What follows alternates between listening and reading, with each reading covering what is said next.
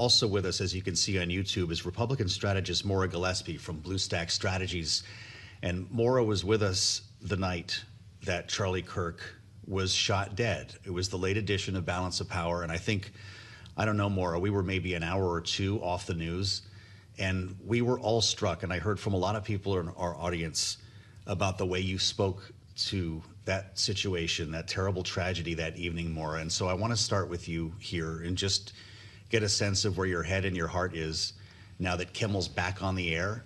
Did you see it last night? How did he do? Yeah, thank you for bringing that up. I heard from a lot of people as well from that interview and just how we talked about it and how we talk about one another and to one another. And I think what last night, I didn't watch it in real time like the two of you. I was already in bed. But I think that how it reminded us that he's also a human and we are human beings. And when we stop looking at each other as human beings, that's where things go awry. And I think that that's one of the biggest takeaways is that he had real emotion. And I'm sure he couldn't fathom that people thought he was really being that cavalier about something so gruesome and horrific. And I really appreciated that he brought up what Erica Kirk said during Sunday night's memorial service, where she forgave the person who shot and killed her husband and encouraged his viewers to be more like that and to take a little bit more of a step back from the vitriol and to remember humanity and human beings and just that grace that we have really, really lost in a lot of the conversations we have behind screens. Thank you, Maura, for that. Just try to get a sense, one of the issues, obviously, that has sprouted out of this is just the issue of free speech as well. Where do you kind of see that conversation going, especially now that Kimmel has returned to air, at least on ABC, notwithstanding some of the affiliates? Right, and I think that what happened with the president's True Social post and talking about Jimmy Kimmel, one, I find that to be just terribly embarrassing for us as a country. But if it's true that he lost all those viewers and that his ratings are terrible, then why does the president care so much?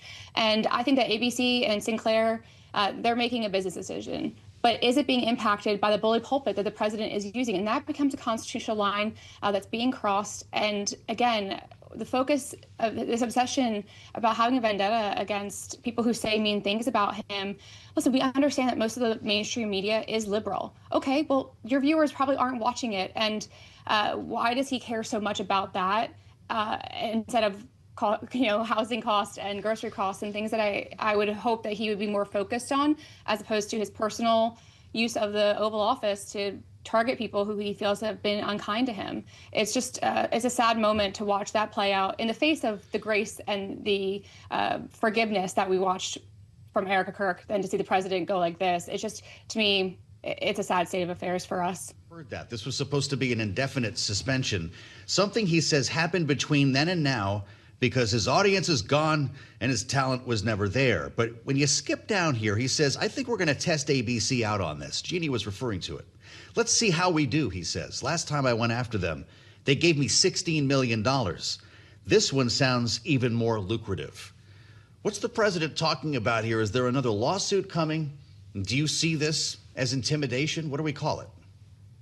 Well, and that's where I'm wondering, is this, crossing a constitutional line about using his platform, his megaphone, the power of the Oval Office for personal use, for personal vendettas? And again, to the point, talking about grocery costs and housing costs and just the cost of living here in this country, how is his attacks and his obsession really with people in the media, especially these late night hosts, his obsession with getting after them and going after them and making money off of his attacks, how is that helping any one of us? How is that helping his supporters? Because again, as I mentioned before, I don't think that his supporters, his strongholds of MAGA, supporters are watching Jimmy Kimmel. So what does this impact our daily lives? It doesn't. And it's really just an ego trip. And unfortunately, we're watching that watching the president of the United States use his time, his capital, and the power of the presidency to go after people. And I find that to be, a problem, not only for just politically speaking, but for constitutionally speaking, it's a problem.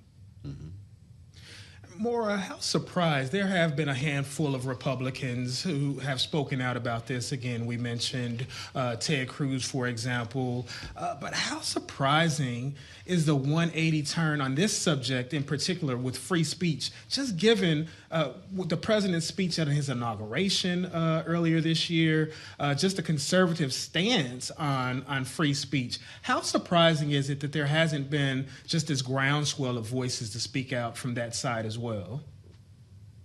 I think anytime that the president does something that is, pretty, I'd say, objectively egregious, you do have a handful of people who say, oh, that's problematic, but not enough that it makes, because again, we're in election cycle almost every other year. House members especially, they are constantly looking towards their reelection with a 2-year term. And so how much they want to push against Trump. And I remember from even during his first term, if we responded and reacted to every single thing that the president said, did, tweeted, posted, whatever it may be, that was a full-time job that no one could achieve and could keep up with. It was just really hard to keep up with it. So they have to choose when they're going to stick their head out and say, that's a problem. I see that being, not constitutional, or I see that being a problem long-term, big picture, when the tides have turned and we may not appreciate what you're saying now because it may come back to bite us in the, bite us. So I think that that's part of the problem here, is that members are cautious because they have to think about re-election, but also it's just too much to combat any given day.